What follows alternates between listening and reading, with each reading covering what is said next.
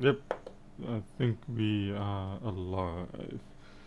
Okay, let's get this bench cleaned up a little bit before I get any further.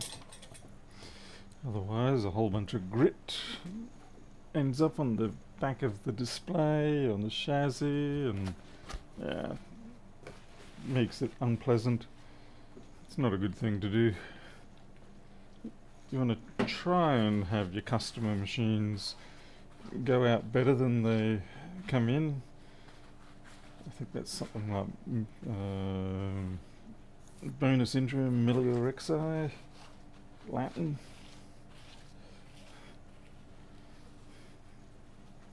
Come in good, go out better.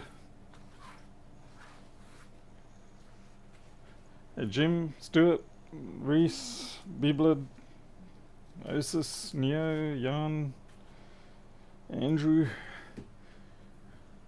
Alright. I'm just going to take off some stickers as well. I've just noticed that there's some personal information on these stickers that I probably shouldn't be showing.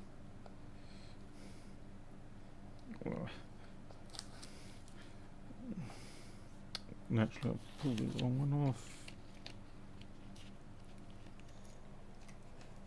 Hey there, KR, Oliver.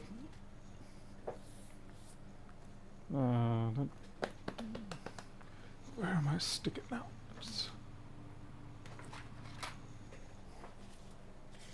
Hey, Dr. Moss. Jellybean J, hello. Well, it looks like everybody's piling in today. Alright, so just give me a few seconds here. I've got to mask up things that aren't supposed to be exposed.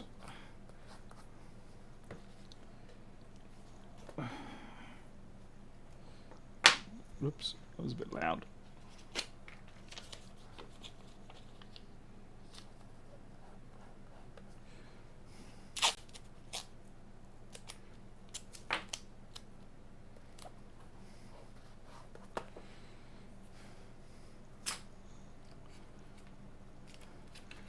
Hello, Mr. Pedro.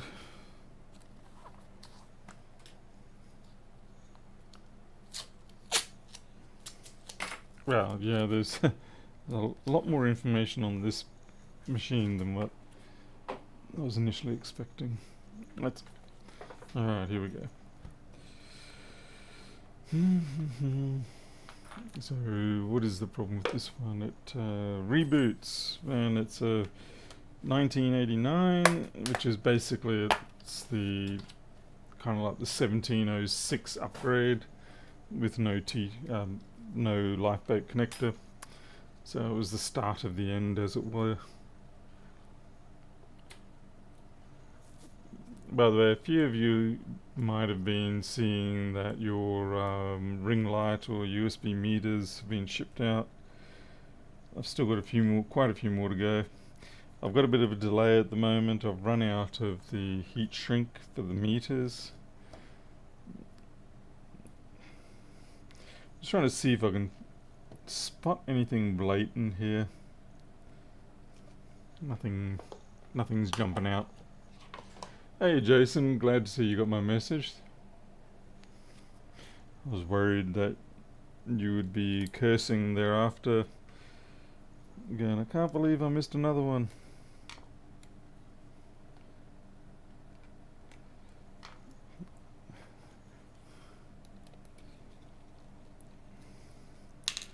So we need to try and find out why this is rebooting. Now, I presume that this has been tried with another battery or something like that, just to eliminate a chassis related fault. If not, that's fine. Since I moved to an A2442 as my everyday machine, it means I've freed up my 1989 chassis. Okay, that is missing. That there is missing. Just making note of these things so that I don't come back and wonder what on earth did I do with those parts or those screws or whatever. You have not touched it. Okay. Okie dokie. From where Carnarvon Gorge. I don't know where that is.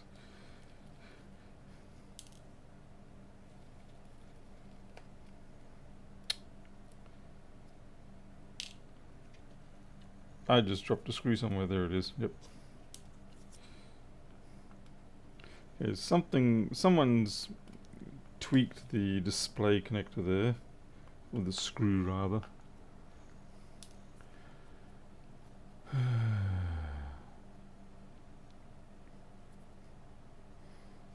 Only unplugged touch bar and the DC jacks. You did touch it a little. I only murdered them a little bit, but I didn't kill them. All good, all good. I did receive my new vials of solder paste today, so I haven't tried these. These are just mechanic ones. Being they are 6337 leaded, I'm not too worried about in terms of quality. If I was doing something like an SAC 305 lead free, then I would probably not get this sort of brand.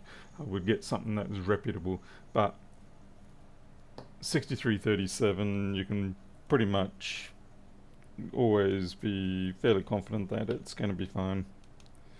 I'm just waiting for the dispensing gun to arrive,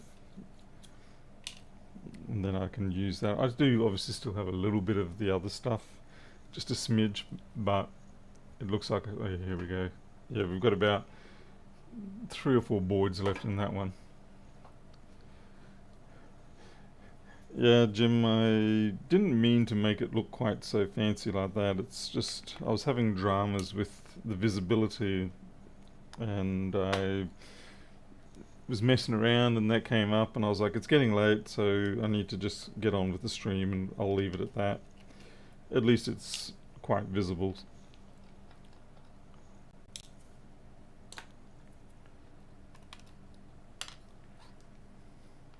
Nope.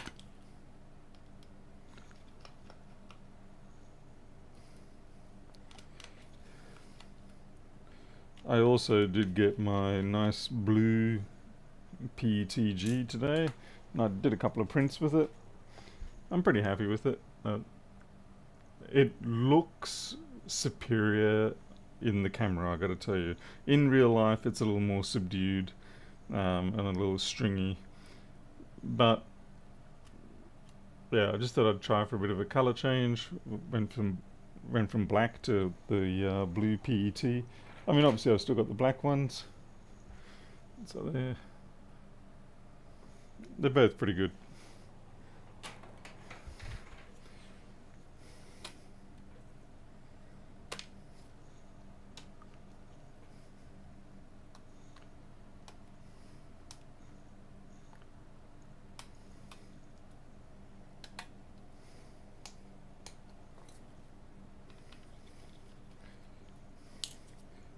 So yeah, unfortunately when it comes to the dispatching of the goods that people have bought, while I may have manufactured the items, the finishing parts, like I said with the heat shrink or the USB cables and things like that, still kind of waiting for some of those things to come in. If you've been affected, I will likely email you in the next day or two and let you know. Hello there, Mr. Ewing. Welcome. Take a seat. Start driving from the back seat with everybody else. So now, rebooting on these machines, it's not really something that I encounter too often, so this is going to be interesting. I don't know whether I'm going to be dealing with an intermittent cap failure, or maybe a current sense shunt that's gone a little high. Yeah, this hopefully is not going to be a no fix, but if it is, I guess it is. But yeah, I really hope I can actually find an answer for this. But these sort of faults have a bad tendency of not having smoking gun solutions.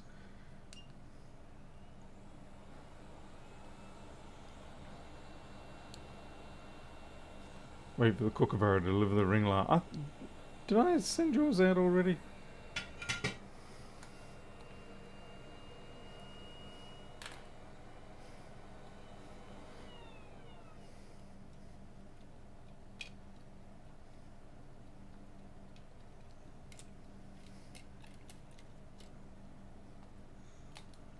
I did. Nah, there you go. Yep. I think that one was today, wasn't it? You might have got the notification. Come on, let's see a bit of crustiness somewhere, please. You really do want to see some crusty on these boards when it comes to this sort of thing. Because if you don't, then yeah, it's going to be difficult. Alright, under the microscope. Oh, last night. Alright, then you must have gone out yesterday.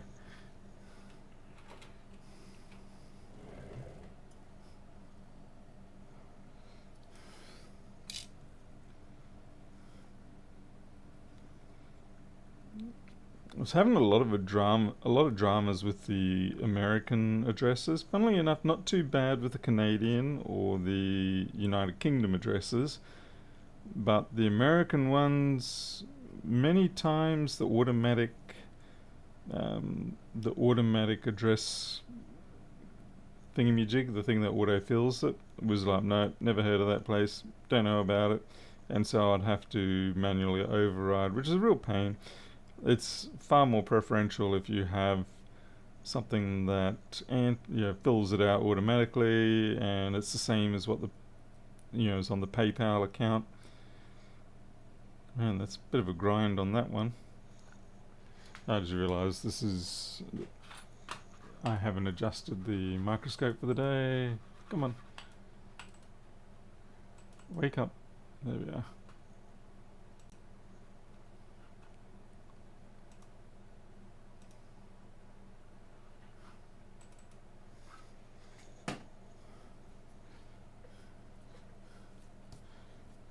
Evening, Marilla. Well, it's pretty clean, and it didn't look like the tape flexes have been lifted before. But yeah, there's a teeny smidge of dust, but nothing really jumping out, and this definitely gives me concerns.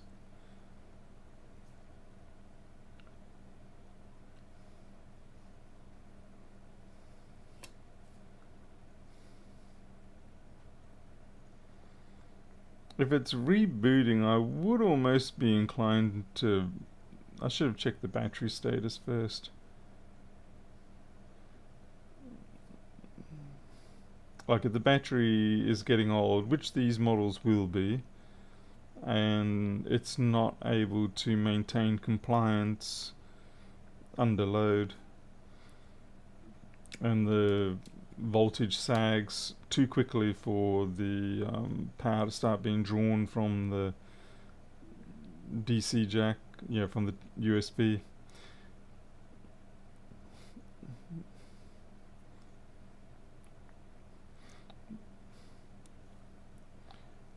That's sort of the kind of typical pattern that I would anticipate.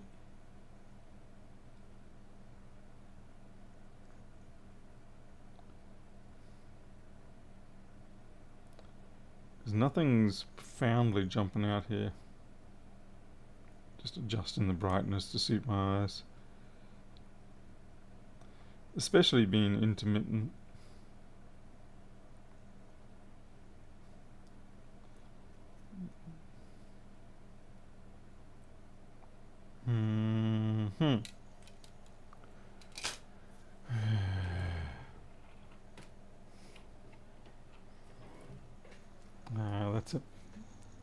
That's a bit of a pain.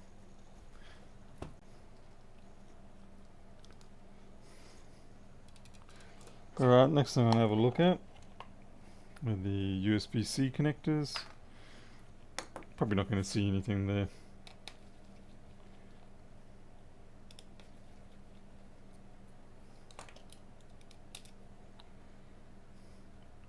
Nice and clean.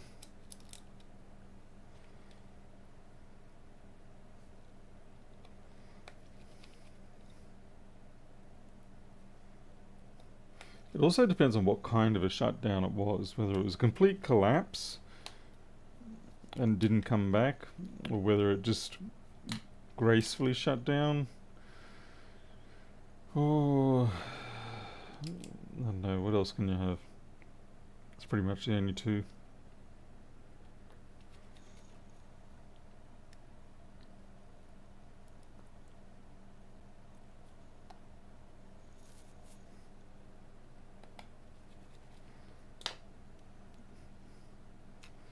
No indications of liquid damage anywhere. The battery isn't behaving like it's puffing.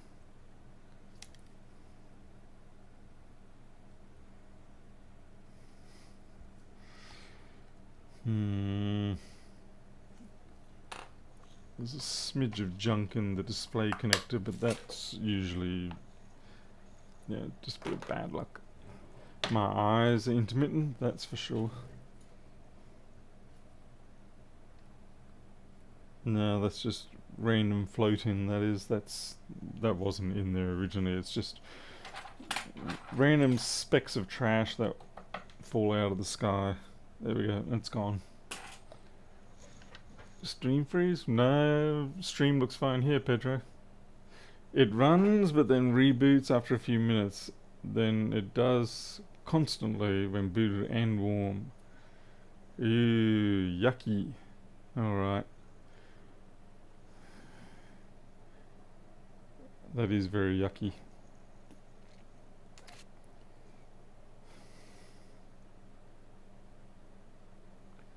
When you say a few minutes, do you mean like 3 minutes or 10 minutes? I'm just trying to get an idea whether we've got a heat soak issue or whether it's just something else. Yeah.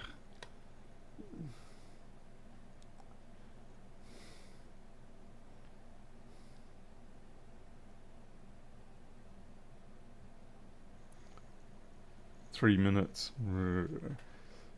See that at 3 minutes there could almost be a sensor issue too. But then again, the fact that it comes back and keeps rebooting is something else.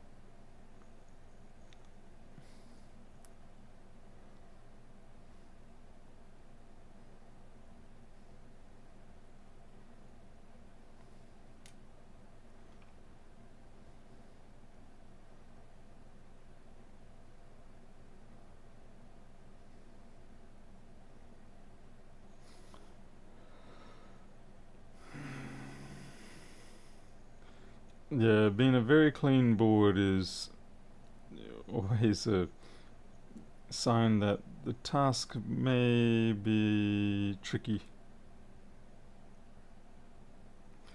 I mean, you could end up with a situation where it's a capacitor that has cracked, but it really hasn't cracked enough. There's a bit of cruft on that one there, but it is just cruft.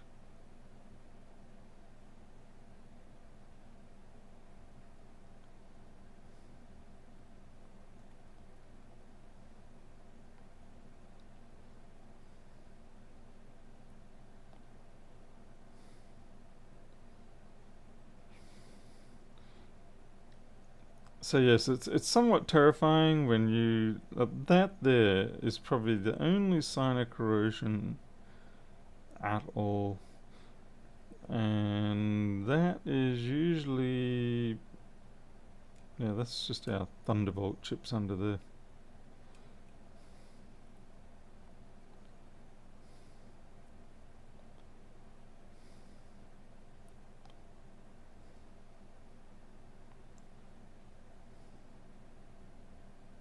Hmm.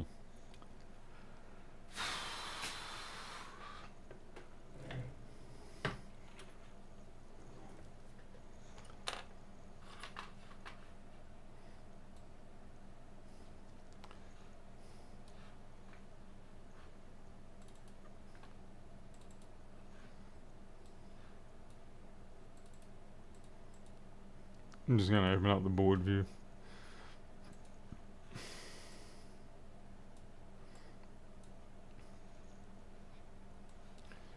I'll give it a power up shortly, but I'll try my best to try and diagnose these things prior to powering up.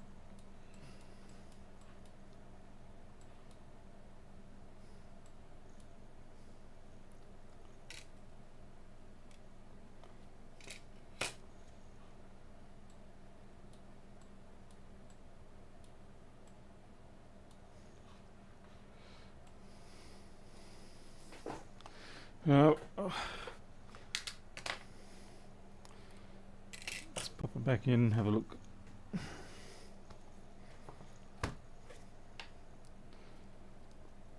I know a lot of people say, hey, you should have done that right at the start, but it really depends on how you want to work things. Like, I prefer to start from sort of a point of as little knowledge as possible about the board in order to avoid being, how could you say, prematurely biased about what I'm looking for.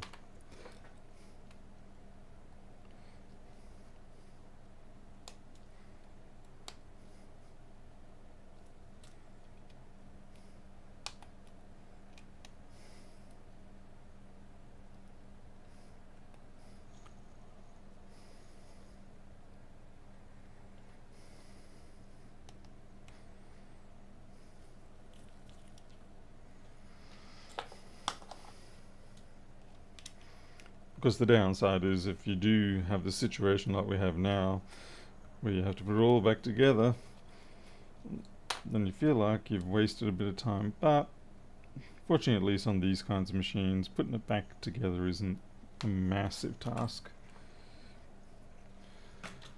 I'm probably going to need some privacy protection here.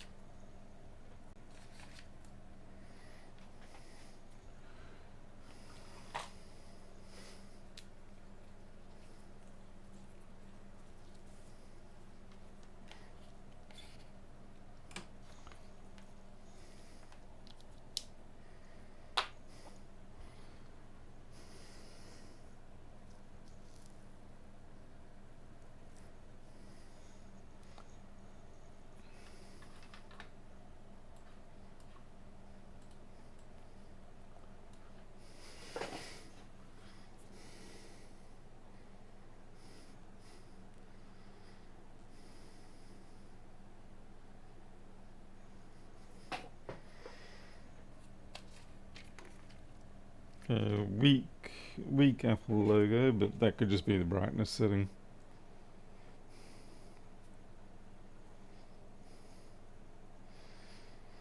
Doesn't look like it's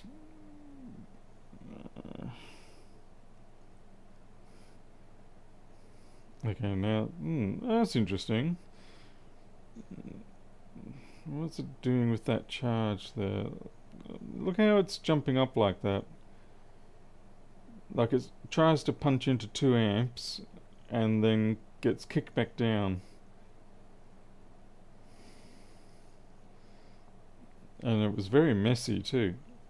Thank you, Tom Morgan, for the $5 for being a good person. Oh, you might want to take that back with interest. If I try, but I'm not really. Okay, it does look like it might be stepping up on the current. Although again, it's very messy. No, the CDs should be fine. This is something else. This is...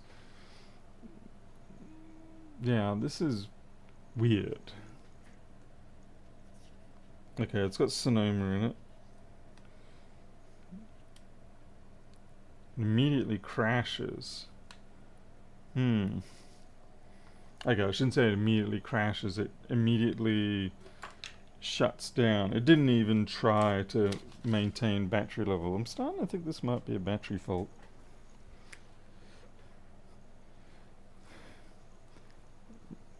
Yeah, Christian, that's sort of where my thoughts are going at the moment. Sorry, Jason, I'm just really need to clean the gunk off this display. I need to be able to see it.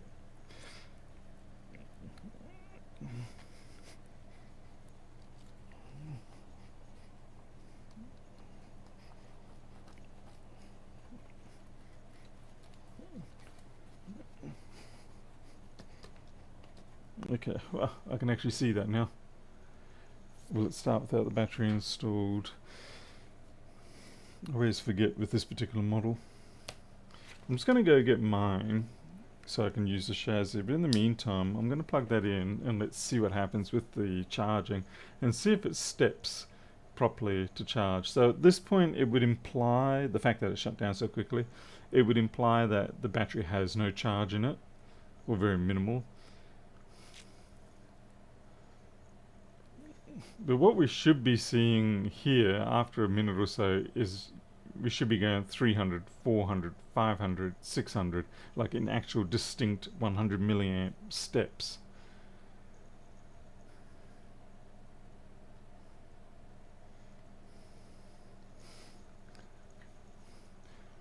Voltage is up here in the red, current is the white.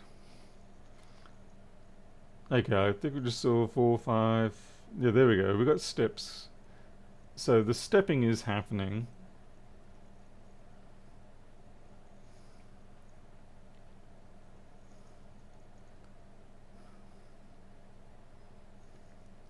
So it is charging.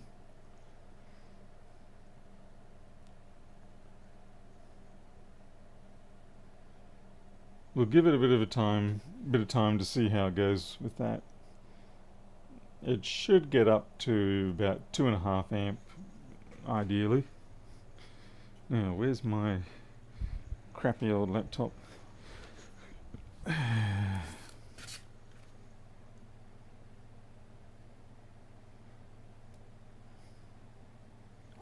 1706, that's not mine. I mean, yeah, it's my 1706, but I want the 1989 machine, and I'm trying to find out where it is.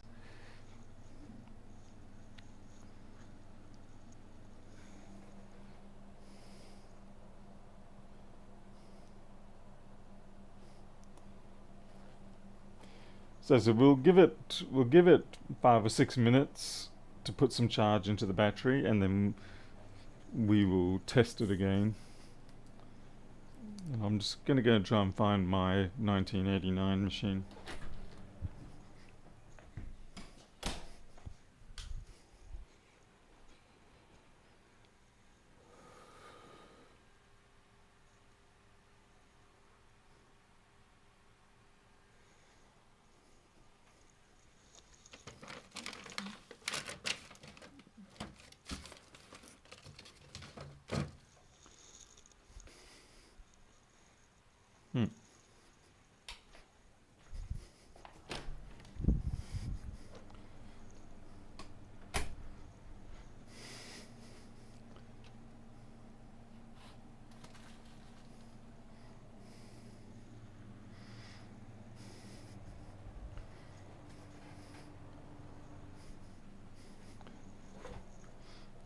Interesting that it seems like it's topped out at 2 amps. That's a little low.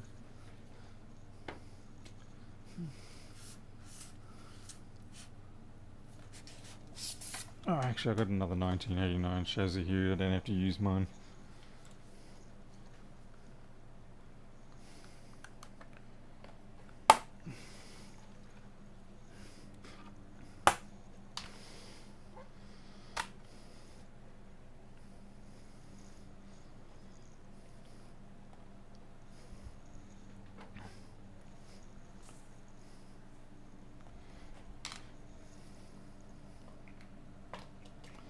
I'm not too worried about the voltage drop, creature. That's over a 5 meter long cable, so actually not 5 meters, 3 meter long cable. So I'm not too worried about that. That's pretty normal. It's a genuine Apple cable, but it is, like I said, 3 meters long. Plus you got 2 more USB-C connectors, plus you've got a shunt in there, so yeah, it's adding up.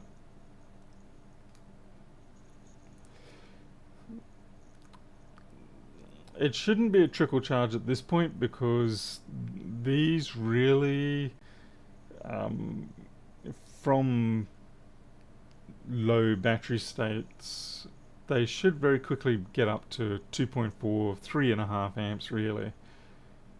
I could understand holding at 2.5 until it gets to about 10 to 15%, but that's not even trying at all. That's just sort of bound between those two. I mean, it's ever so slightly getting up there. 2083. Let's see if it gets much more.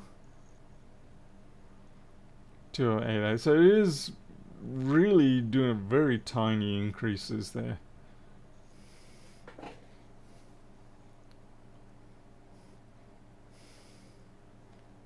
2088. So really at this point I'll be expecting it to be ramping up a little bit faster, sort of in the order of 100 milliamp a minute, but it seems rather range bound. No, it even dipped for a moment then. I don't know if it has a high oh there we go, 295. I don't know if it has a high cell. I'm not going to tap into the individual cells on this.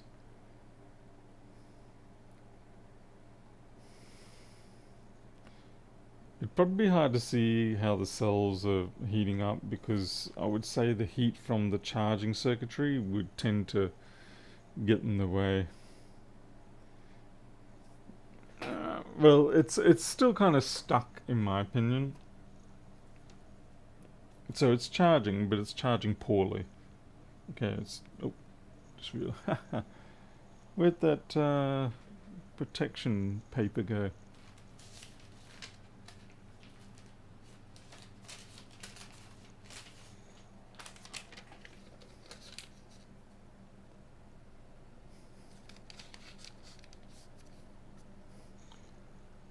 It did just jump up to there. Oh, that's because I'm powering it up. And it's quite weak on the boot.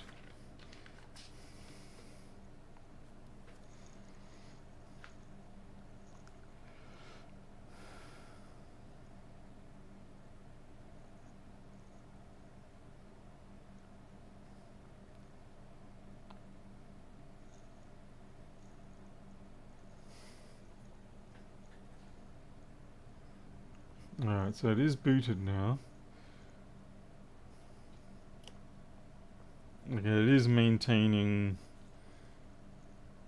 it's probably like about 2% or something like that.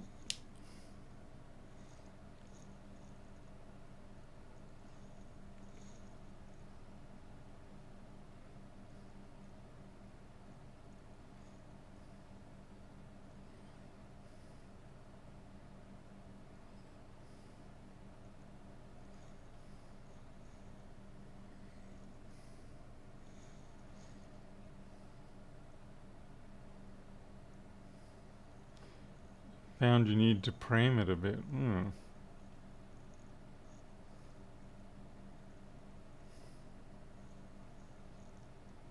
Yes, I do have the password.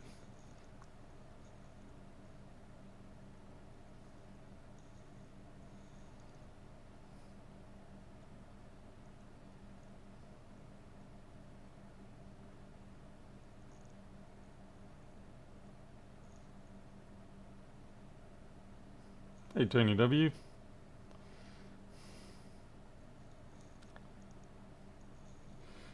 I'm just going to be curious to see.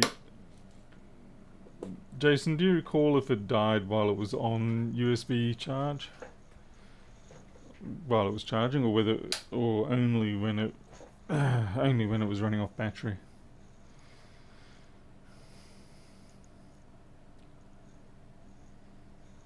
I just switched off the main light so you guys can actually see the display.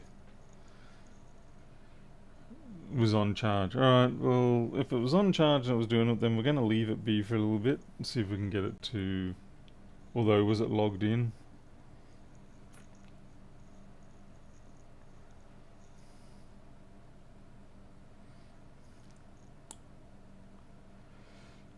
It was on the web, so Wi-Fi connected. Okay, so you were logged in and stuff. Alright. Okay, I will try and replicate that here. So far I'm still sort of holding on to it being a battery issue. Ooh. I said that, what do you call it? That, better update that.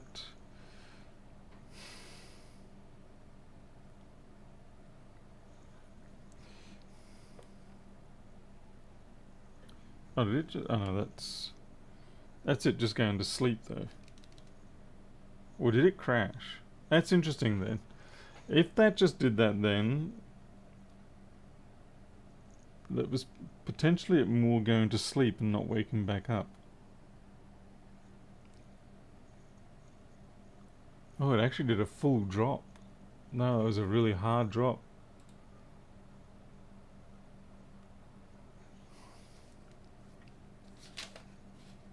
And it's doing the reboot bar.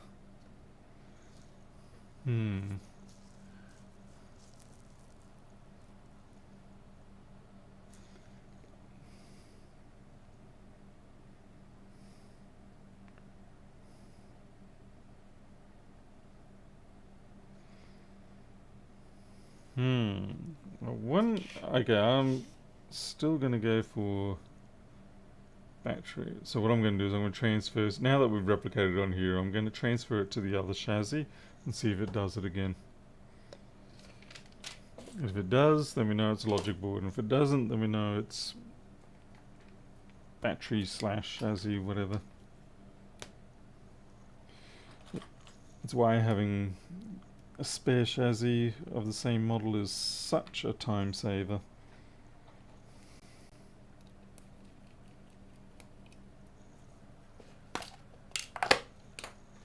I need my light on again now. Do polyfuses take long to recover? Don't polyfuses. And often polyfuses won't recover until you've actually removed the supply, isn't it? Well, they don't tend to recover as quickly. I suppose it depends whether your downstream electronics switch off fully after the voltage drops, or whether they sit there in a zombie state, constantly trying to revitalize things. The only real polyfuse on this one is to the trackpad. The rest of it's all current sense.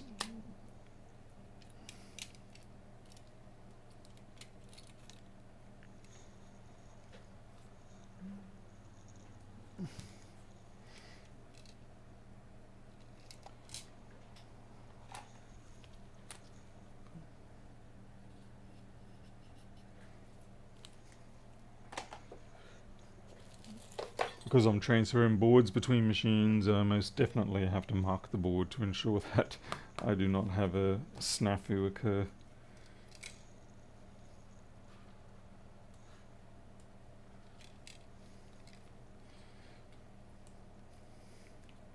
And believe me, snafus most definitely do occur whenever you start doing this kind of thing.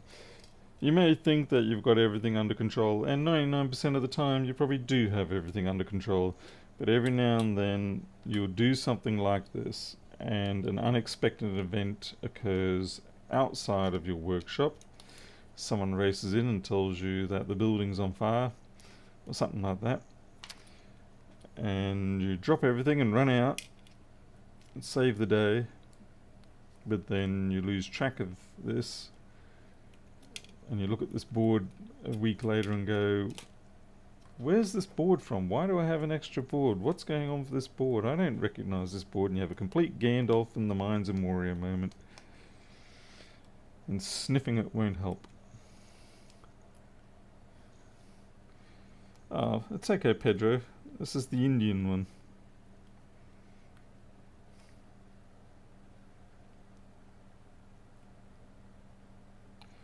Downside here, of course, is that the Touch ID button won't be any good.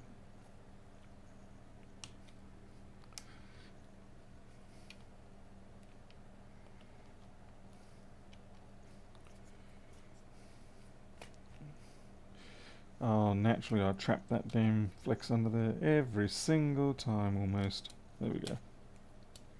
It's not critical, it's the microphone flex. It's just more annoying, you don't want it folded under there.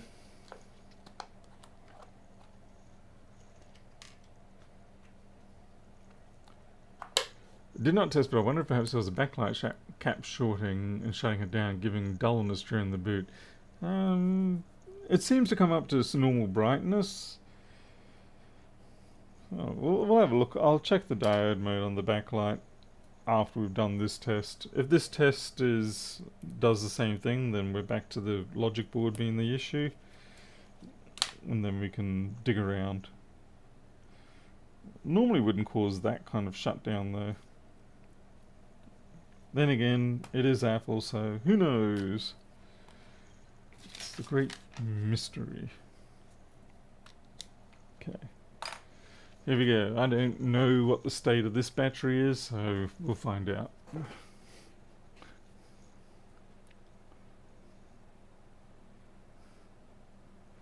Hey Godfrey Allen, welcome. Yeah, you're not really that late, we're only just getting warmed up here. Okay, so you can see that's, what about 2.8, it's all over the place. Yep, let's fire it up. Yeah, but we don't know what the state of this battery was, so it could have already been like 50% charge or something like that, so it can jump straight into full pace. Let's see, have a look. No, it's only, okay, so that's only about 20% charge, maybe 15. I'm just going to lower it and see what our charge rate is, given that we're roughly in the same equivalent area.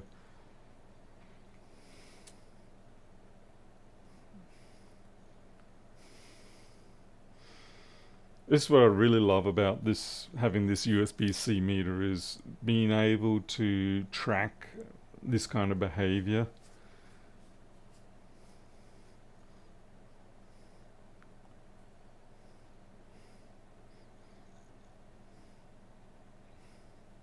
Okay, so you can see it's doing the stepping now. So we've got 1.5, 1.6, 1.7. You can just see it starting to do the little steps. That wobbling was initially it just shutting itself down, doing internal stuff, and now we're on the charge phase. Let's see, and again it looks like it's holding at 2.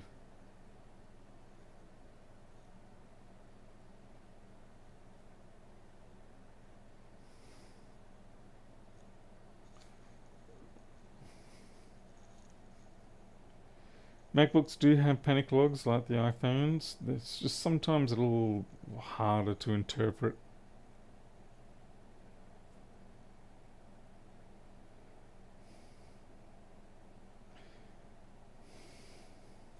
Okay, so the charge rate's around about the same.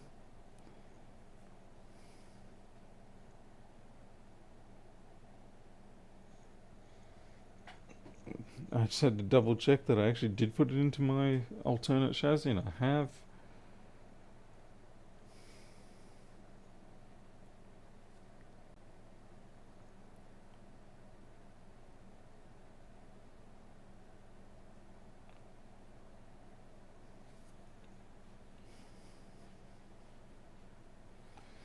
Alright, so we don't really have a big difference there.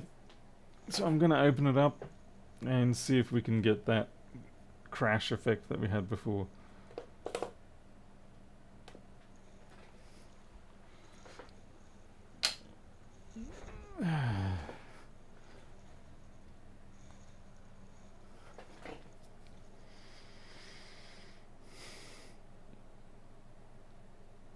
I hate the radioactive injective scans. Nasty. particularly when they do the iodine one, the iodine. I just hate it. Like if you haven't had one of the iodine scans, they do that because it's cheap and easy, by the way, relatively speaking. If you've ever applied betadine or iodine, like topical disinfectant, antibiotic on your fingers or your hand, and you know how it feels sticky. It's got a weird sort of like stiction about it. That is what it feels like inside of your body, in your veins, for days afterwards. It's just a weird sensation of this stiction inside your veins. It's not something I found pleasant. It was tolerable, but it was not pleasant. Oh yeah, and I love the way that they know when they've hit the right amount. They said you'll feel a sudden strange warmth in your rectum area. You're like, what? And sure enough, yeah, when they hit the right dosage, then you feel it, and you're like, ooh, okay. Very it's very confronting the first time.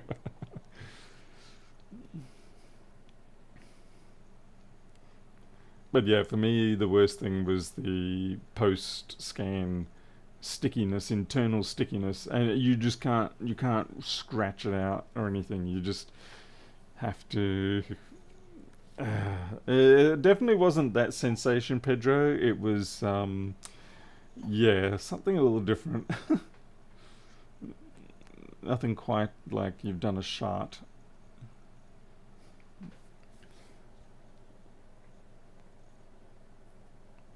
But there are alternatives you can have done, but that, like I said, they just basically prefer to use the iodine version because it's quick. They're geared for it. It works 99% of the time.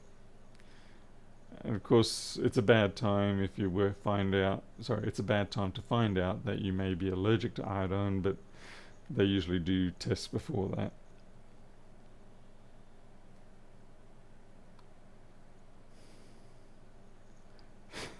Yeah, yeah, Jason, it can be a little bit. Well, did I get the right examination here?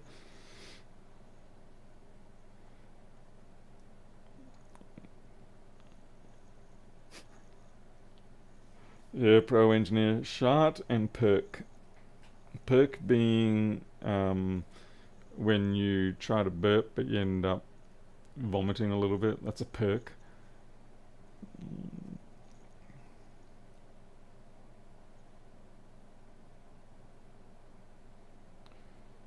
Oh, Jim, wow, they give you an angio with the drug used to trigger heart attack. Wow. Okay, that sounds violent. Verp. Okay, you call it a verp. I don't know why we call it a perk. Oh, the laptop disassembly. Welcome. Yeah, it's been a while. Okay, Jason, this one's persisting for a while, so I think you've got to just a. I think you got a cell that's got a high internal resistance on that chassis. I'm pretty sure. We'll give it a little bit longer, but I'm feeling like it's a battery fault. But it's interesting that it's masquerading as a reasonably okay battery otherwise.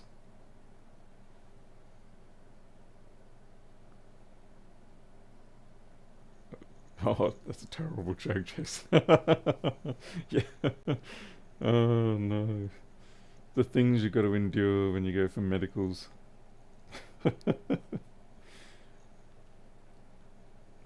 Yes, because this logic board is just very clean. It's too clean for me to be start blaming it. Hey, David.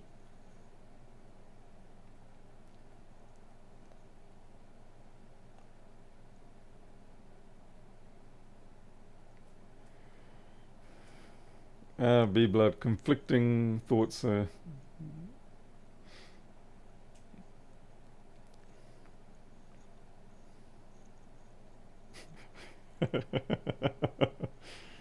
It's nice to have a solid joke around here. Apart from myself, it's nice to have a bit of company. What do you think, Jason? You feel like that we've either... I'll tell you what, I'll have a look at the trackpad. That's the only other thing I can think of that might be causing it.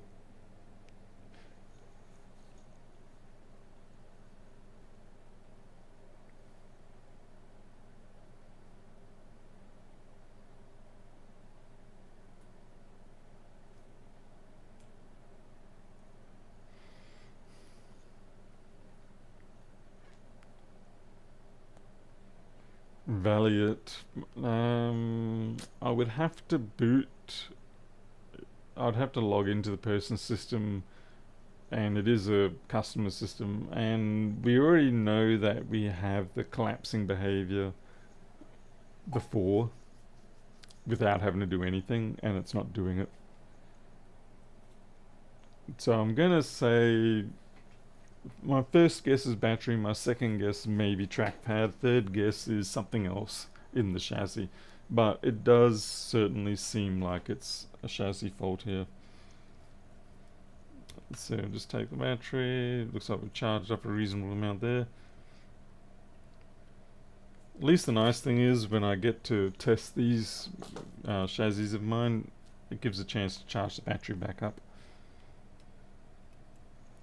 Thank goodness for the fact that lithium packs don't self-discharge too quickly. Because otherwise I would have to have a schedule set up somewhere so that I make sure I recharge these batteries before they go dead on me while sitting around. But you can usually go 6 months to a year and still get away with it.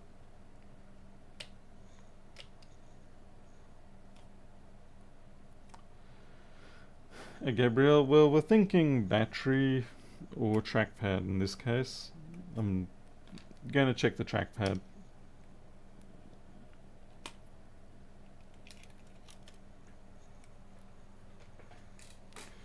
Because it appears to work without crashing in mine.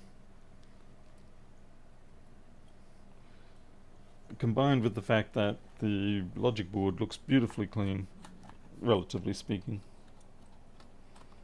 Yeah, particularly compared to what you usually see A20850s or 239s in.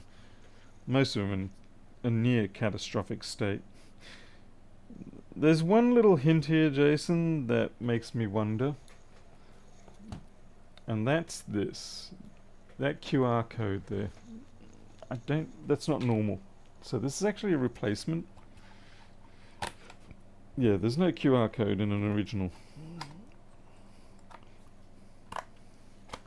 So it may actually be a bad deck. I had to spend a second or two really focusing on saying that word correctly. Sergio?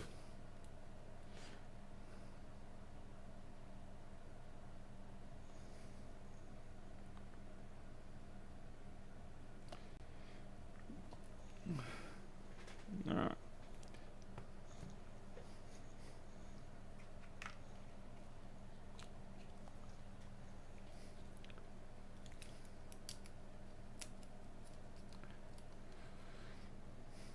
You could probably run coconut battery and see what the status is. Whoa, what's going on here? Oh no, it's okay. Just pay no attention to the man who doesn't know what he's doing.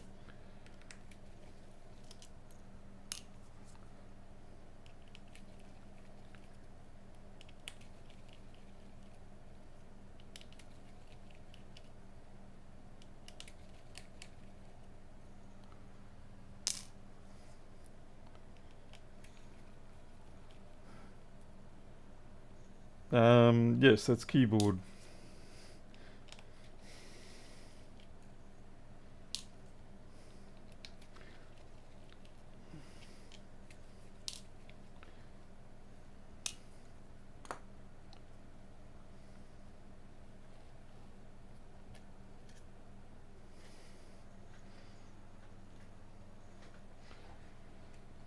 there's a little bit of a blemish there, but okay, this is interesting. There are marks here that look not too dissimilar to arcing or junk. It's probably just junk. Anyway, we'll have a look under the microscope. Is the cable separate or removable? I'm not sure. Pedro might know. I think he's done a few of these. When it comes to this kind of series, I don't mess around with the individual keyboards or anything. I'm just like, replace the lot.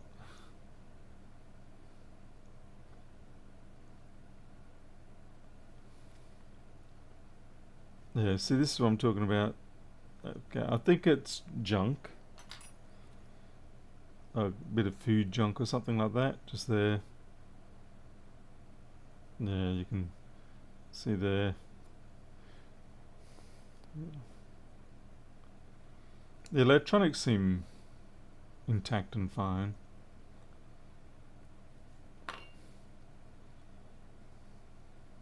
It's not to say it's still not a faulty trackpad. I've had a couple where they visually look okay, but then for some reason there's just something not quite right with them.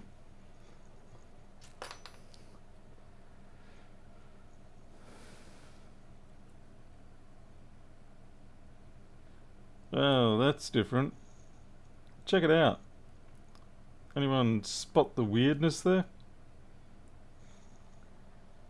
I don't know if it shows up properly on this, but let me know if you can see the weirdness that's going on there.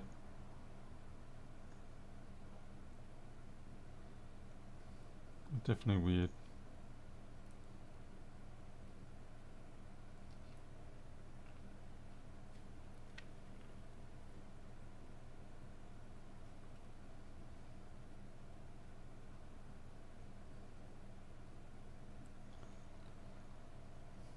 Yeah, different colour on the pins. How does that even happen? Now, I don't know whether it's a wicking thing or whether it's a manufacture thing.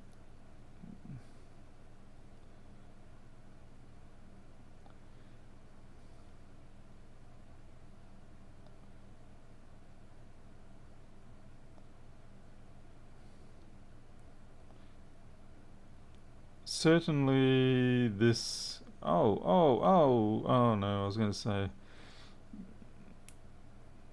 Actually, it's kind of weird how the final pin is actually quite occluded.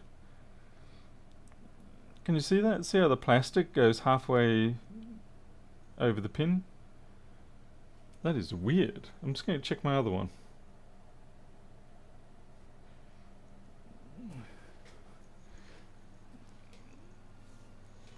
It doesn't even look like it's a bad solder or a different solder. It's legitimately like half the pins...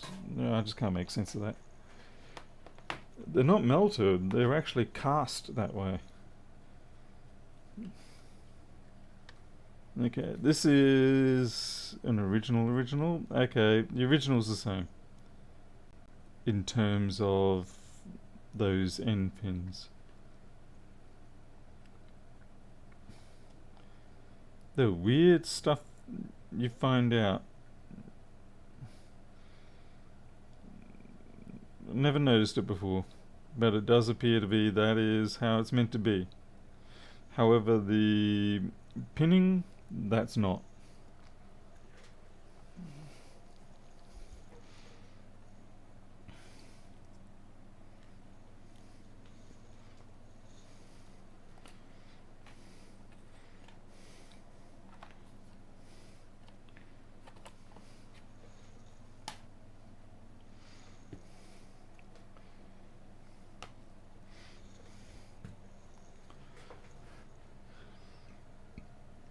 I don't know if it's a manufacturing defect per se directly, or whether they just used a cheap connector or something.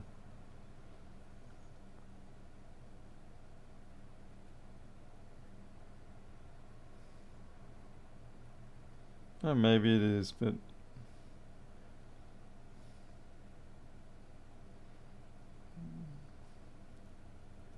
it's definitely unusual.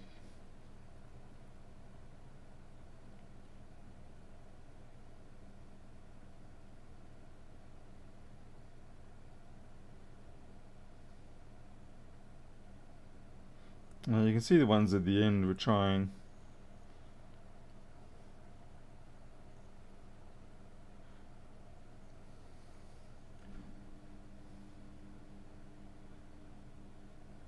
I'll check that connector if I can, Jason.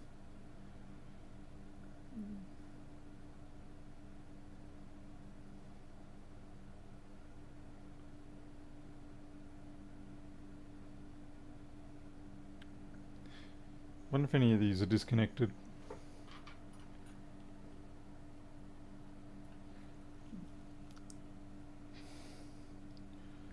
I'd say, yeah, I don't know. You know what? I'm just gonna not say anything until I. Shouldn't matter if any of those ones were disconnected, or one of them, because they're all trunked together.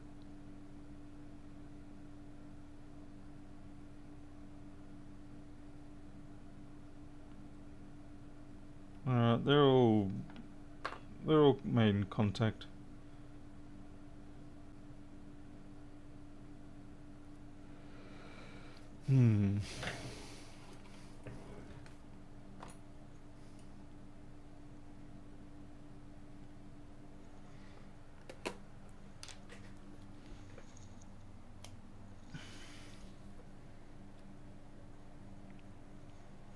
It's gonna brush out this trackpad area.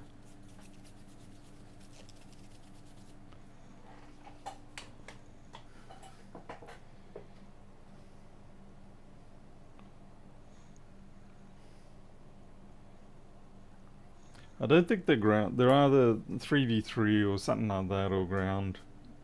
But both the ground and the main supply are trunked together. Oh, Jason's sending me something.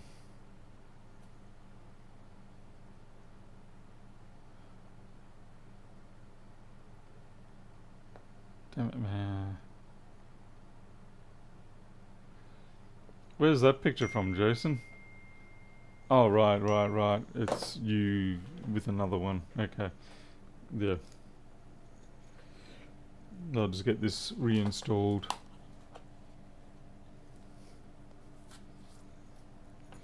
Reinstalled before I botch something up.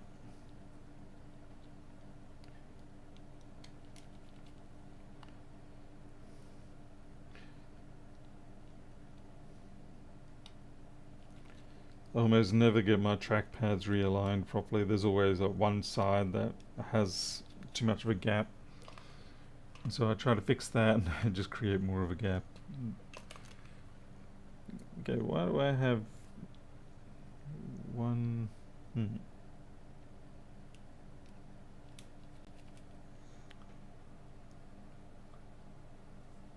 I have iStats? Does that actually work on these machines? I usually run HW info and things like that. I see what's happened here.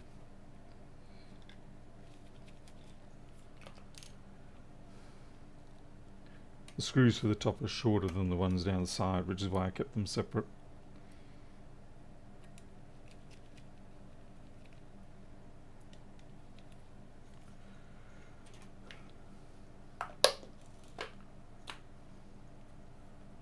Pro engineer, yep, that's standard, isn't it?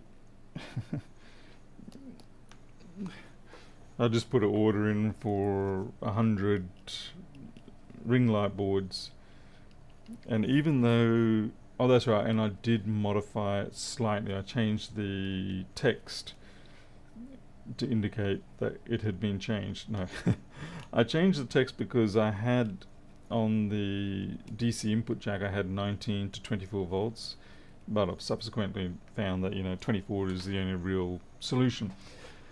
So I did that, but even then I was hyper paranoid, and I'm half expecting to get 100 very dud boards at this rate.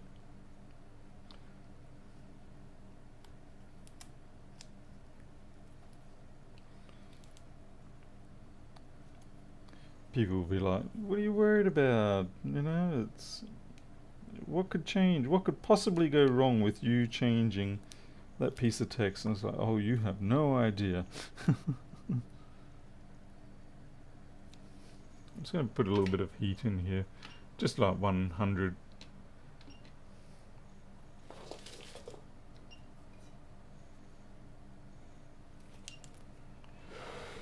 But yeah, certainly the first time you send it, as you said, within 10 minutes you're like, crud, forgot about that. And so, yeah, you prepare the next revision of the board, but you usually don't send it until you receive the first revision, and you bodge test the first revision. Yeah, things look alright there, Jason.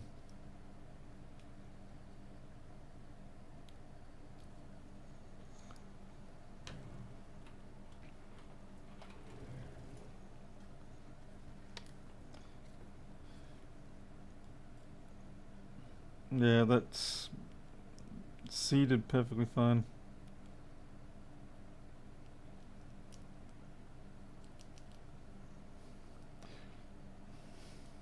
My main thing is more the fact that, okay, this chassis is not strictly original. There's some random piece of trash down in there and the key.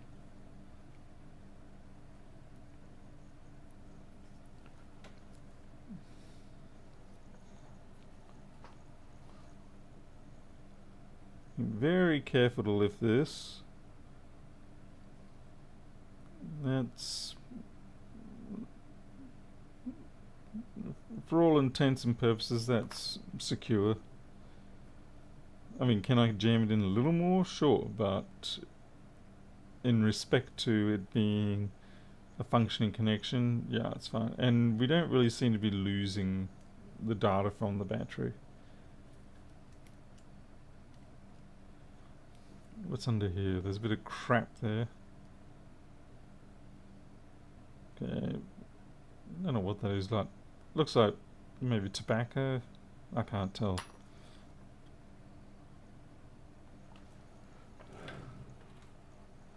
Yeah, I think you might have to just go the new chassis route, because I'm certainly not thinking it's going to be the logic board. The logic board, I suspect, is okay. And as disappointing as that is in some ways, I am happier to have not messed around with the logic board before I discovered that.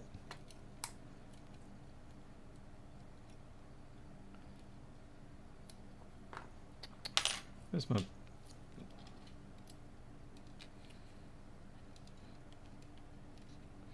Nothing worse than going all out with a repair only to find that there was nothing wrong with it in the first place. And that does happen all too often.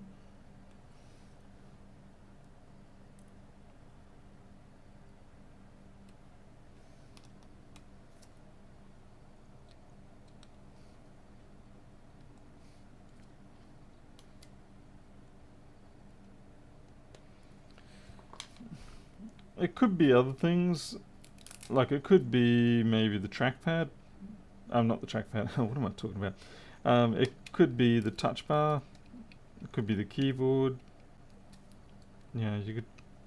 But at the end of the day, it doesn't really matter, because you're going to have to change the deck regardless, unless you want to go in and start individually changing things. And it's, given that this is a older machine now, it's probably not worth it.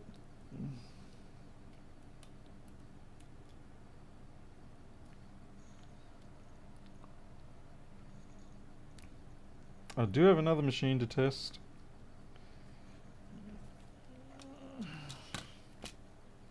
I think it's a 1706.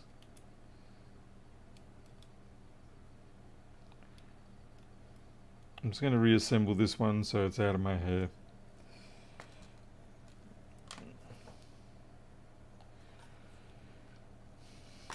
I try not to have too many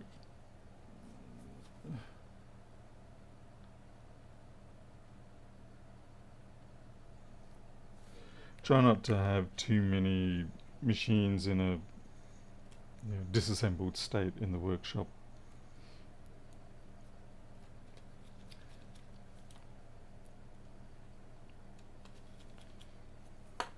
It does feel a little bit wasteful though, the fact that I'm putting it all back together to send back to Jason, and then he's gonna have to change take it out again. But at the end of the day, putting it all back together is the best way to ensure that all the parts are in the right places.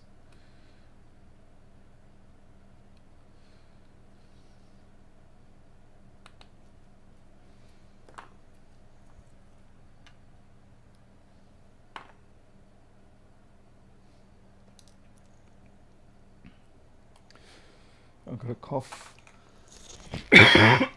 Sorry. Just put the screws in. I'm not going to do that to you, Jason. No. Instead, I'm going to make your life harder by making you have to undo everything again. It's part of my routine, I'm sorry. I'm sure you've dealt with enough people who have certain OCD traits and they can't sleep or focus on things or such until they've completed that task that they've started.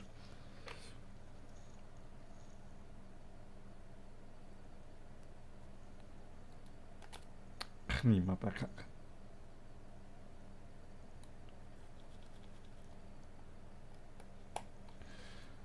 Jason's like, damn it man, you're wasting my life here. That's like 5 minutes extra I'm going to have to spend disassembling that damn thing again.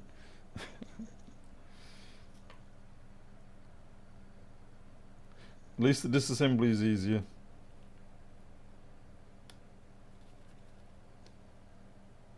And at least it's not a 2442 or even a lowly 2141.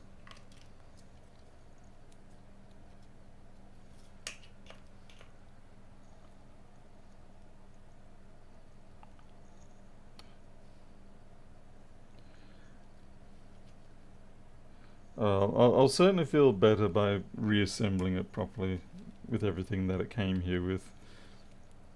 It just works better for me to do that. So I appreciate the thought. Appreciate the offer for me to save myself some time.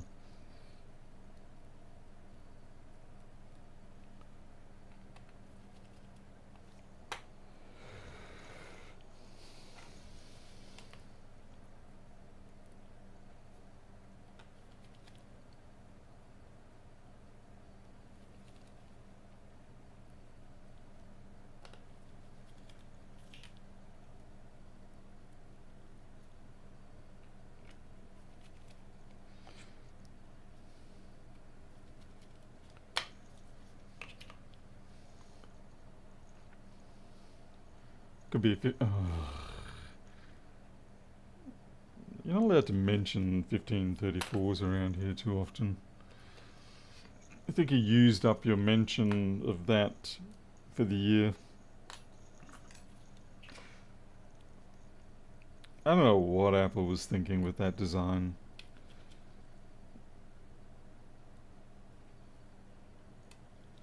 It was like they weren't happy with how badly they did the 1425. They had to knock it up a notch and really make it just ridiculously stupid. I'm just trying to get that thing open without destroying it, and then hilariously though, the putting it back together is the part that is where it is mostly destroyed, because many people will put the split S cable in backwards, and once they do that it's pretty much game over. The smoke escapes and they're like, oops.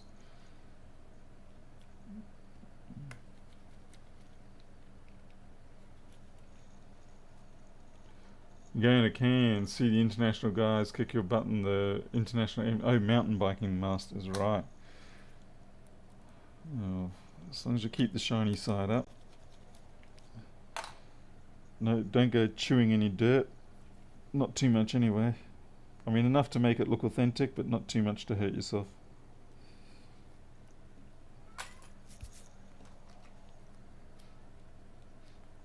I have to get up on the roof of my cat house, probably tomorrow, and start the process of installing the metal roofing. So I've found I had enough of the thin foam insulation, the foiled foam insulation that I use.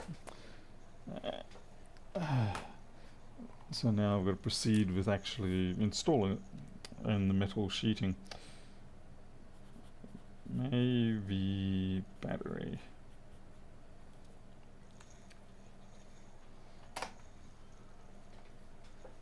Thought you heard a cat. That wouldn't be entirely unexpected around here.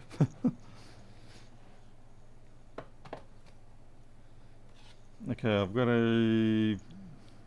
Why the hell haven't I got a model on this one? 1706, not showing solid state drive. Oh god. God help us all.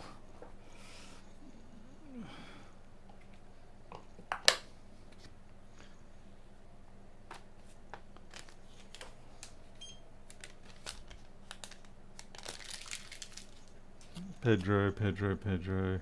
Come on, man. Wives could be watching this. Okay, I just had to remove the back panel of this separately. I'm sorry.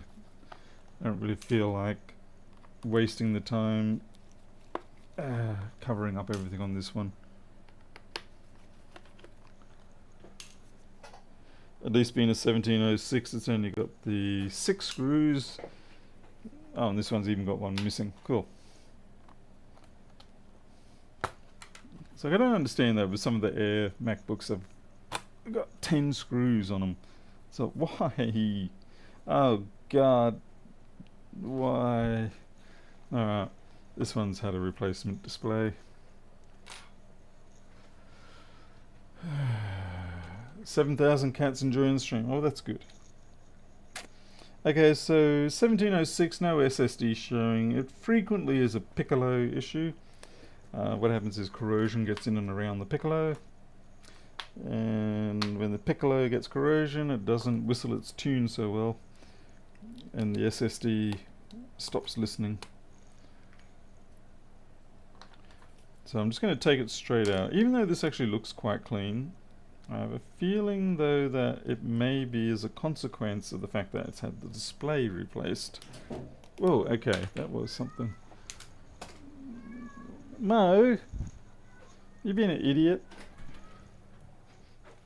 Milo. Yeah, that's Milo's meow.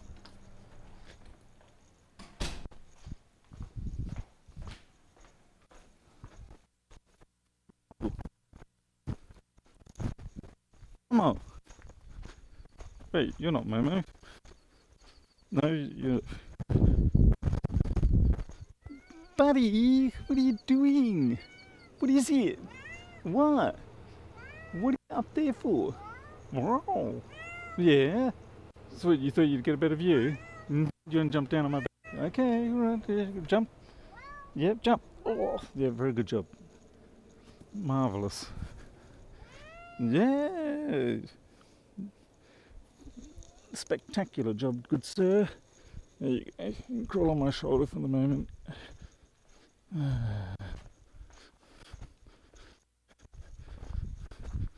Where's your mama?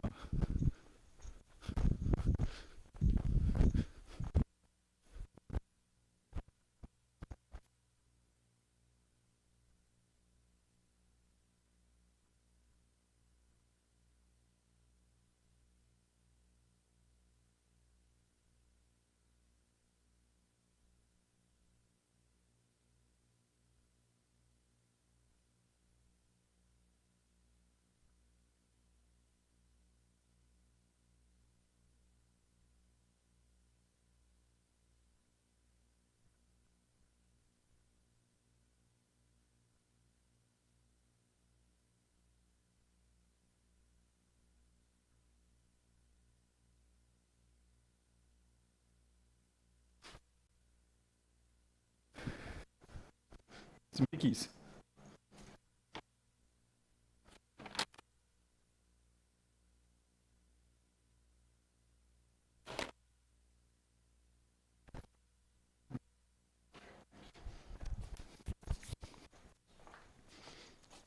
What are you doing?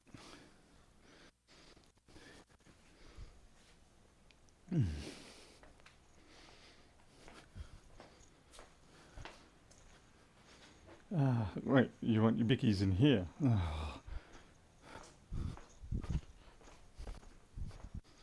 Hey, Mimi.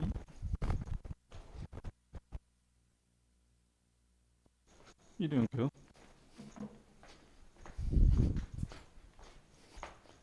Alright, biscuits in my office. There you go. Rightio. Well, that was something. Alright. Because I don't have the face camera, I can't really show you the kitty.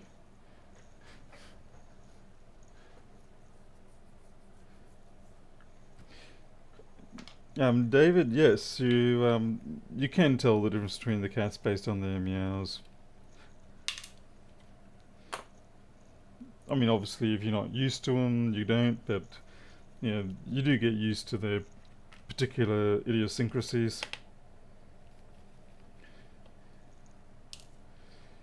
Milo can get quite demanding with his meowing. In particular, if when we lock him in at night, like later at night as we're finished up for the evening, he will roam the halls initially, and he will sing out. He will sing out, and if he doesn't get the right kind of attention initially, he will make it sound more and more mournful until one of us gets up and goes and deals with him. And most of the time, while he'd be wanting to go outside, because he's a cat, so it's kind of habitual, he will be also very happy to snuggle up in one of our armpits. So yeah, it's the latter that occurs. But it's an uncomfortable way to sleep. After about 15 minutes of that, you really want to roll over, and he's like, no, you can't. You try to roll over, and he just puts the claws into you and tries to pull you back. Hey, Pachumba, it actually has been quite some time. Probably more than 9 months or so, I'd say.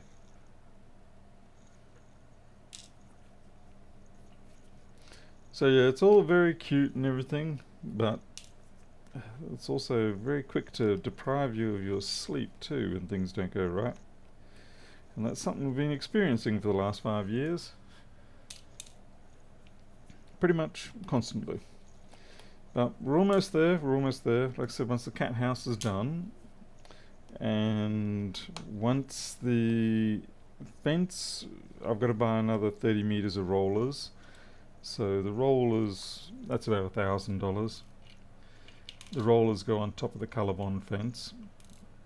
And so once that is done, that stops the unwanted outside cats from coming into the yard, to the outer yard. We have like an inner yard where the likes of Milo, Micro, and so on live, and then we have an outer yard which is where the wildlings live, and they're the ones that we never quite got to fully ingratiate, but they're still perfectly fine. And then outside of that, we've got the strays. And so what we're trying to do is stop the strays getting into the wildling area, because when the strays get into the wildling area, they cause fights. And while fights, is sort of a normalish part of life, you really don't want to have them, because there are a lot of diseases that are very easily communicatable between cats, and obviously we want to prevent that.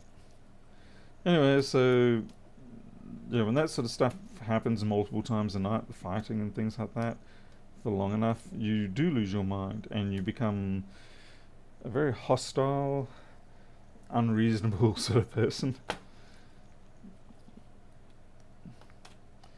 Ach, nee man. Anyway, so things are nearly done. Just needs a little bit more effort, and we'll finally be able to have our sanctuary, as it were. Yeah, exactly, Pedro, exactly. FIV is the big one that we all worry about. And we have cared for FIV cats in the past unknowingly. Thankfully, nothing went wrong there, but it's certainly around. If you have the time and the room or the protective area, you can look after cats with FIV and they can have a reasonably good life. But the trouble is, at some point, they'll probably catch something else, and that's when the trouble starts. And then it's really difficult.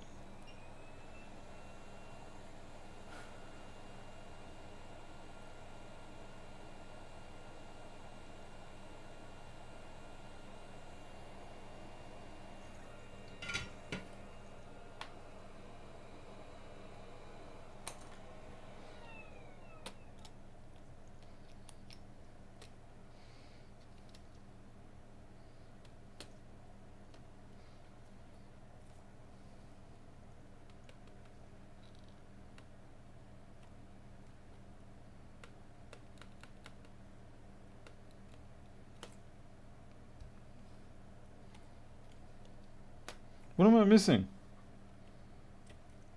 This doesn't want to come out.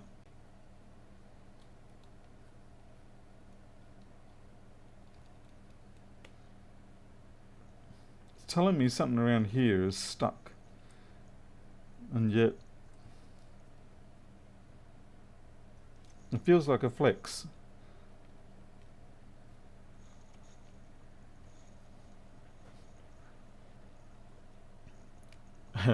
This is not at this point.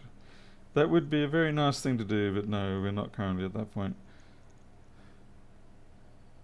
Is there a screw I've missed?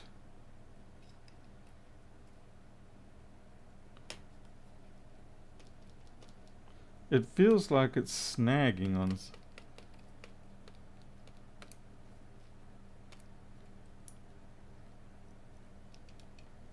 What the hell?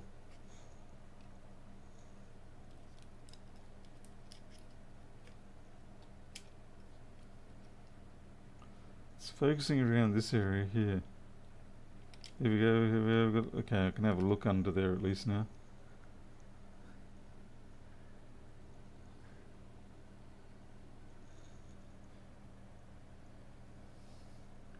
That is weird.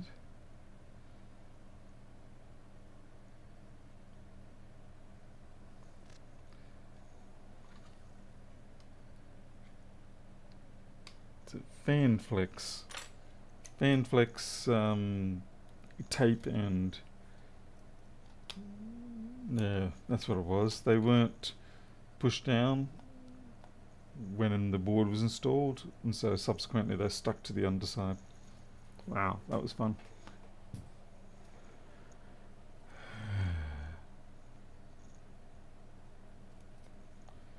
Okay, so this here is the area of interest. Let's go straight to it and have a look.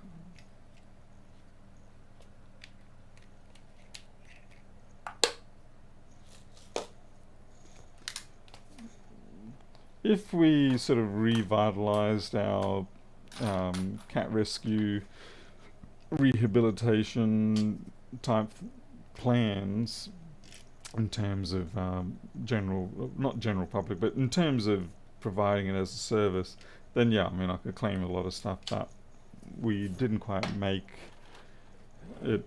It was just too emotionally draining after the first 30 odd cats, and so we no longer really do that.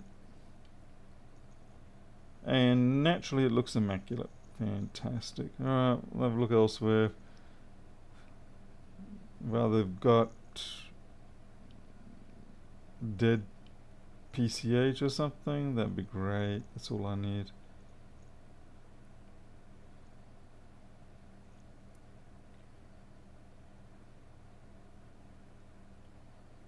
It's going to suck if nothing wrong with this one too.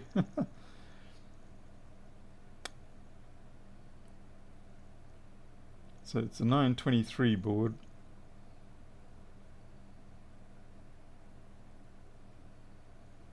A little bit of thermal discoloration on that inductor there.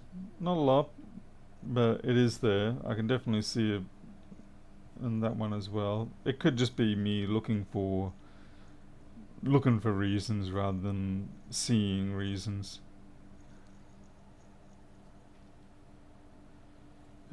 Back up and to the left. Man.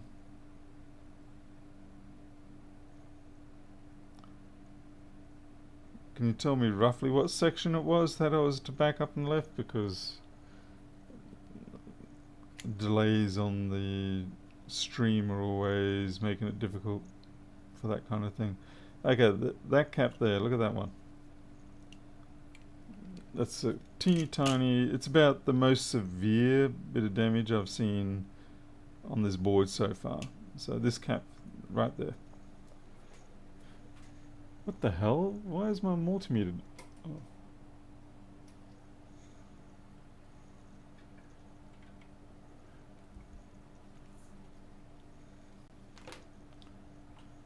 Don't know why my multimeter was off.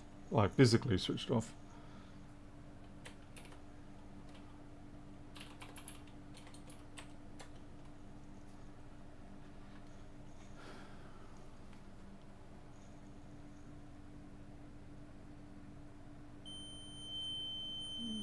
There we go.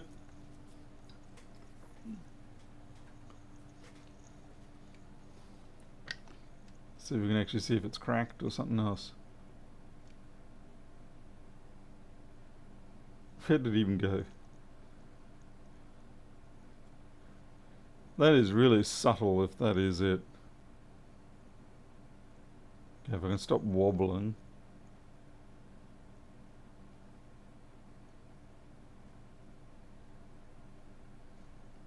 Looks like it's kind of... Oh yeah, there we are. I can see it. I can see the crack right there. On the right hand side from top to bottom. Yep, that's it.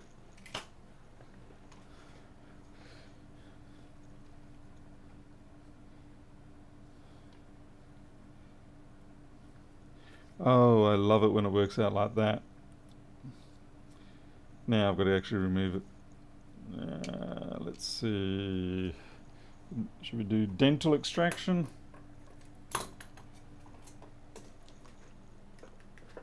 Hey, Mr. Stamps. Okay, dental extraction, here we go. There we go. Beautiful. And that really demonstrates where the crack was there.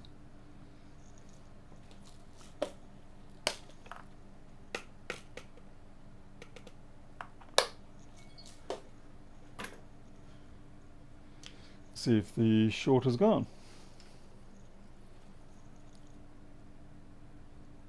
And what do you know, we're back up, 833. Brilliant.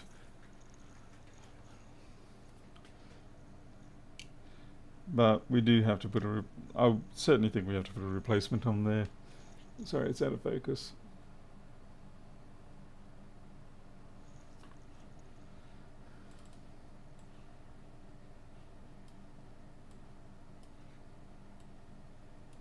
There's B and C here. Where's B and... Holy crap! Well, well, well. Welcome, Chris. Been a very long time since I've had the pleasure of you being around here. Thank you for dropping in. My God, I feel like I have to get dressed or something. Your royalty aspect. Okay, what have we got?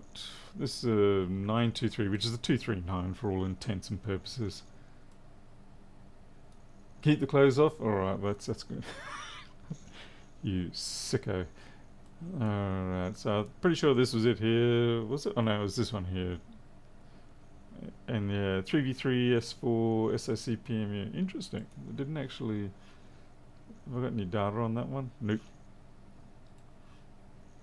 Okay. Ah.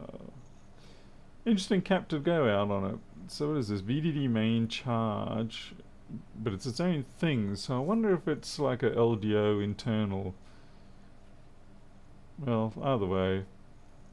So it's a 15 microfarad. Oh god, I hate those. 402. So we'll use a 22 microfarad 402. What are that? 6.3? Yeah. The 22 microfarad ones are basically the commercially available fit for it.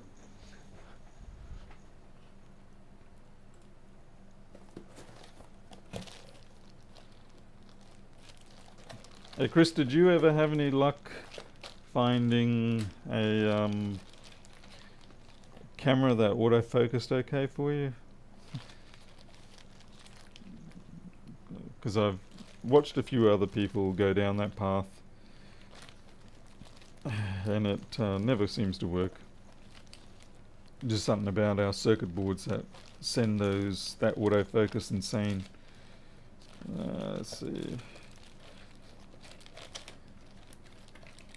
Look, realistically, I can get one of those 15 microfarad caps off an iPhone 6. They hang around the NAND, but I'm going to replace it with this one.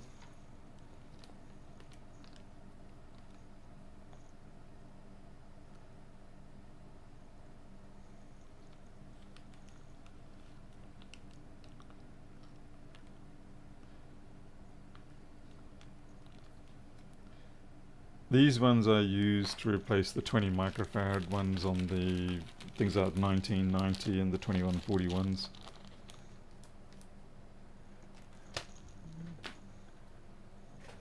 Barely use your scope camera other than showing co-workers how to diagnose problems. Okay. I tend to... Basically everything I do here gets recorded.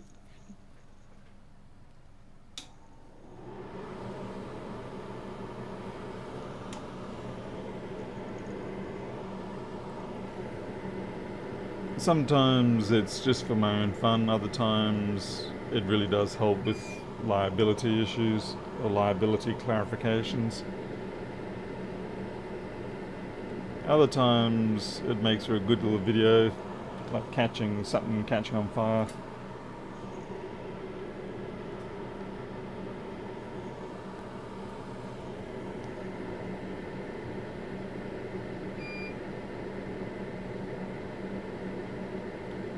Just had to take those end caps off.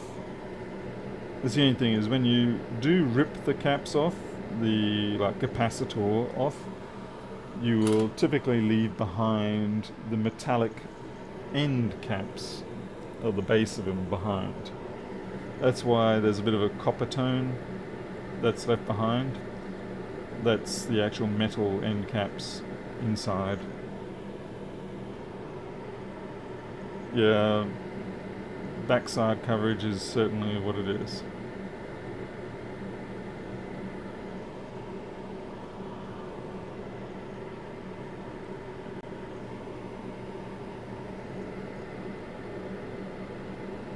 But I certainly miss your streams that you used to have, Chris.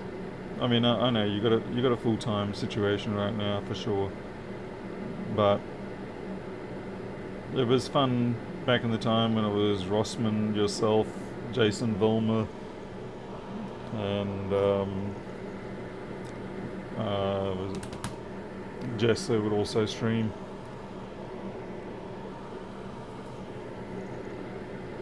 But then you guys all chickened out and ran off. Bunch of losers. Apparently success and life. You all had that. Leaving people like myself to wallow around. Stress all the time, running the oh, yeah, okay, yeah, alright. Well, I agree, the retail does suck. That's why I don't do it. I've done it in the past. The way you're doing it.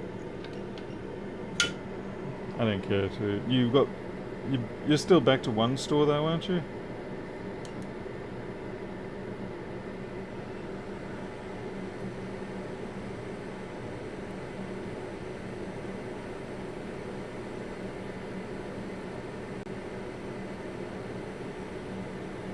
Come on, man, melt. There we go.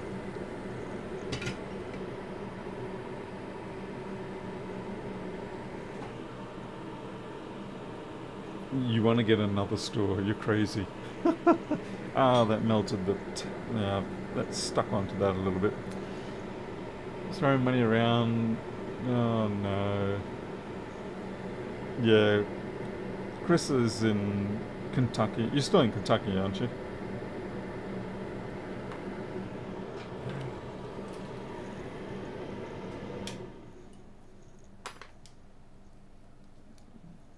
I mean, obviously, I follow what you're up to with all the animals. Okay, just a little pink dot there to let me know in the future if I ever wander back that I was there. That was really subtle, that one. That was really very subtle. I am not willing to say that it was skill that found that. I believe in that case it was just really good luck.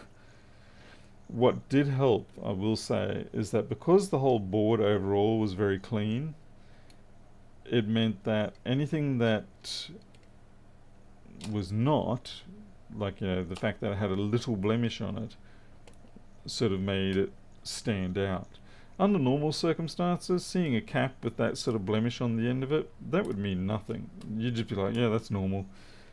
Bit of atmospheric corrosion, carry on, pay no attention to the cap, move along. But because everything else was looking great, it made itself stand out. And I guess that's the thing, you sort of look for what looks wrong, what looks different to everything else. We got lucky. Then again, we don't know if we have yet because we haven't actually booted to see if we even get the solid state drive back. Big jam it. Oh yeah, baby. If I'm good, just ask me.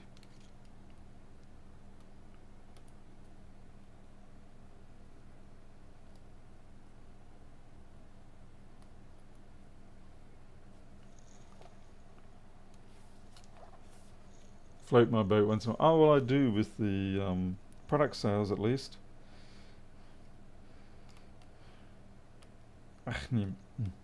Geez, I'm swearing in Afrikaans tonight. Over comparatively trivial things too. Ooh, I've got a minute before midnight. Yeesh. I can turn to a pumpkin if I'm not careful.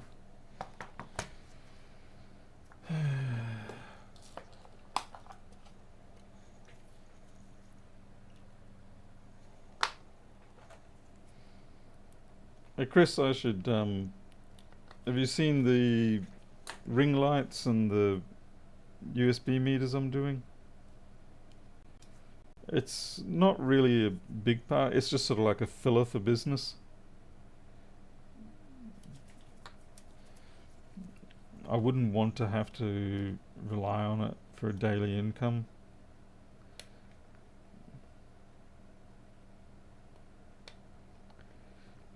I'm sort of still more... I kind of rely on the combination of the software, Flexboard View, the MacBook repairs, the iPhone repairs domestically, like just in the town, and now I'm adding in the manufacturing of the parts, the lights and the meters. I've done a DT880 replacement, but I can't really commercialize it because it's too expensive. The parts I've got to use are just too expensive. Like the USB-C meter is already pushing it at the 79 US, and if I want to do the DT880, it's got to be at like 89 US, and no one's going to pay $89 for that sort of thing. Especially I wouldn't even have cables with it. Oh, crikey. Start pick. Oh my goodness. No thanks, Jim.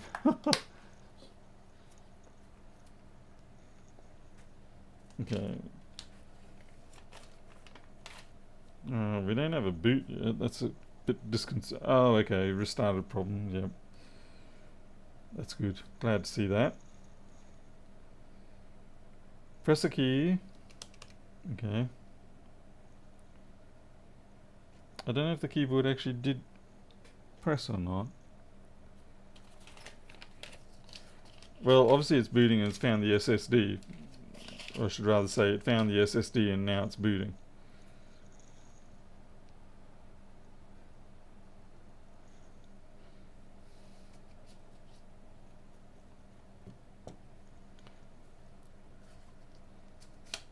Use the Hacko shield.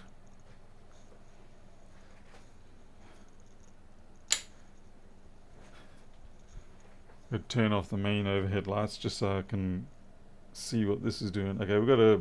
Hey, there we go. Alright, so that was it. And as a bonus, we can see that the touch bar is also working. Fantastic. It's fixed. Just on 2 minutes past midnight. Yay! Alright then, well, I am done for tonight. We didn't have a direct win with Jason's machine, but at least I could get this one and got the SSD back, so... And that was a... That kind of made up for it, because that was like a walk along, spot the nugget on the board, pop it off, put a new one on. So, bit of a win.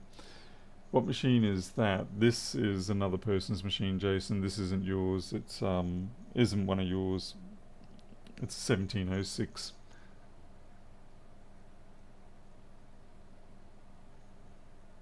Alright, I'm out of here. You take care. Thanks for watching.